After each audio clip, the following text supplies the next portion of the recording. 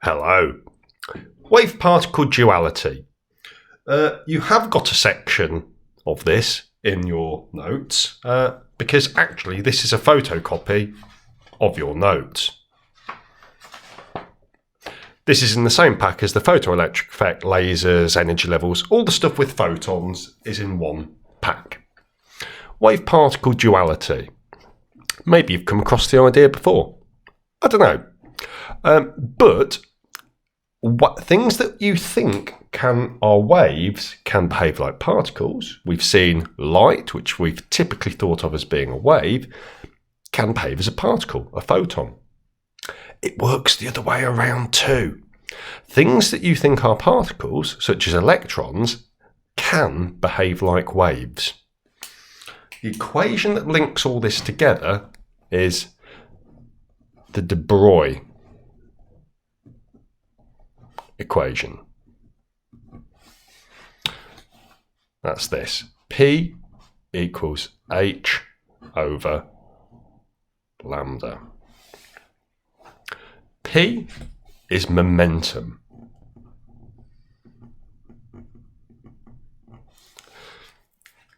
H, Planck's constant, lambda, wavelength. So I'm not necessarily going to bother working out the answer for this, but, for example, this could be you. I'm just going to represent you as a blob. How much do you weigh? I don't know. 70 kilograms. How fast are you moving? I don't know. Imagine you're sprinting. 10 meters per second. You can work out your momentum. Shouldn't be any problems there. Mass times by velocity for momentum. 700 kilogram meters per second. So there you are. You're running down the street, flat out. You have got a wavelength.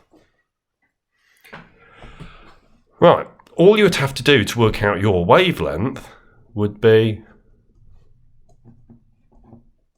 set your momentum equal to h over lambda and work out what your wavelength is. Give it a go. Perhaps try with your mass. See roughly what your momentum would be. You perhaps have to have a guess how fast you could run flat out. But 6.63 times 10 to the minus 34 divided by 700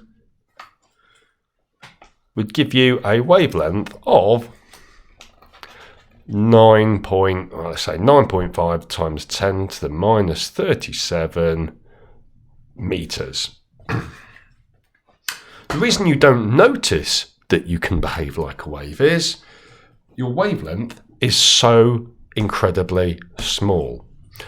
You would have to pass through a gap of a similar width to that to notice yourself diffracting and perhaps performing interference and displaying wave properties.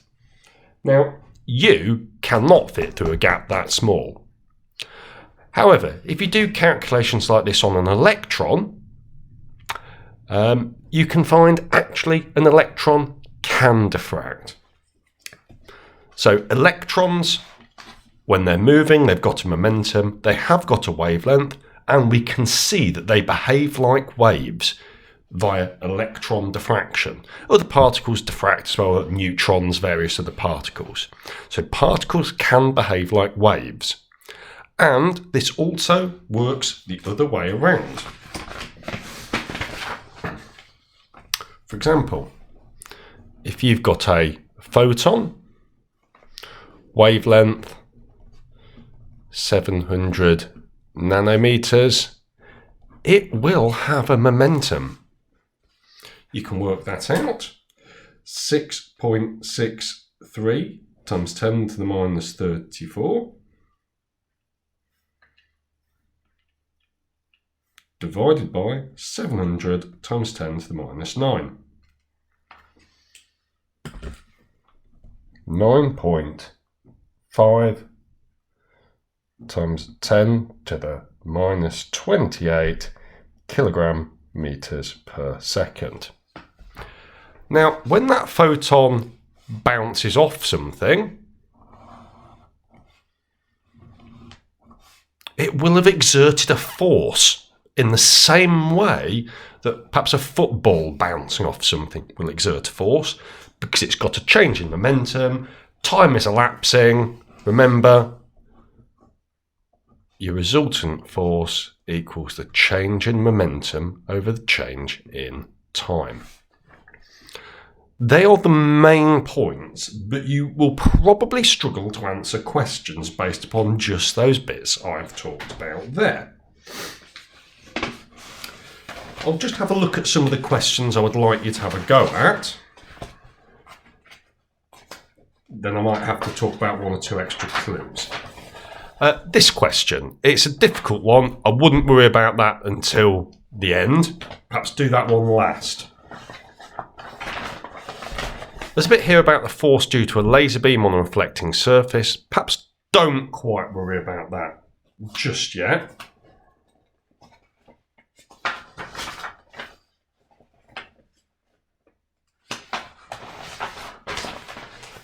Something like that would be a good question to start off on. So it's all about a collision, before, after. You've got photons, you've got particles. So in exactly the same way you would have done for when we looked at momentum earlier in the year, just think about what's the total momentum before my collision and after, and it should be the same.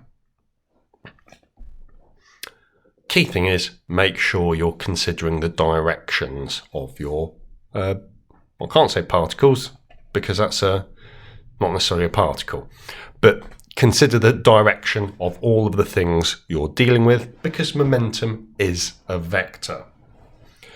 Other key ideas that you will need to think about in this section are things like this. If I do go back to the solar sail question for a start,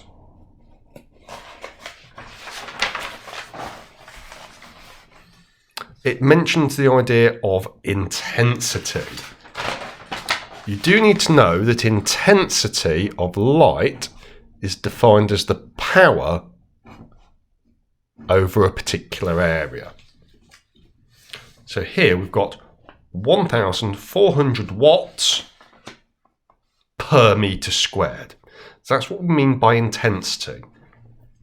The other thing that you will often need to deal with in these questions is thinking about the number of photons. That doesn't say number. Per second.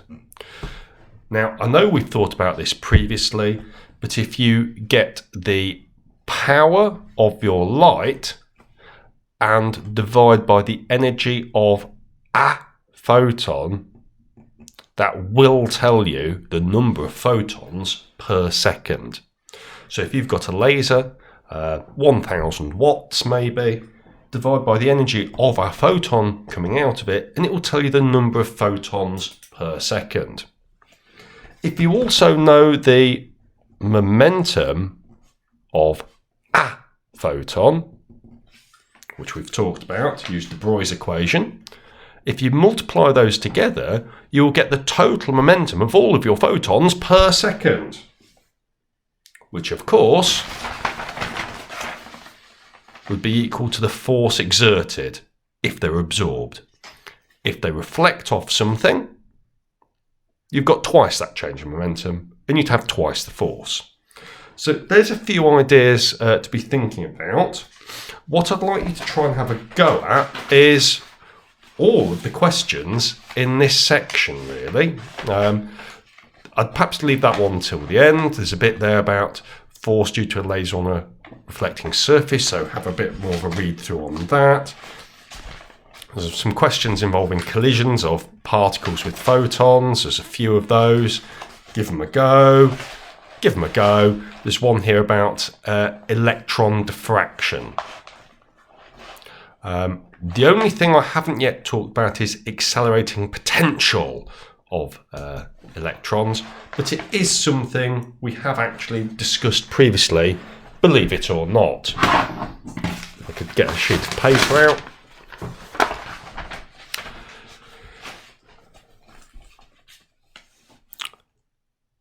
The change in kinetic energy of an electron would be equal to the charge of an electron times by the potential difference it passes through.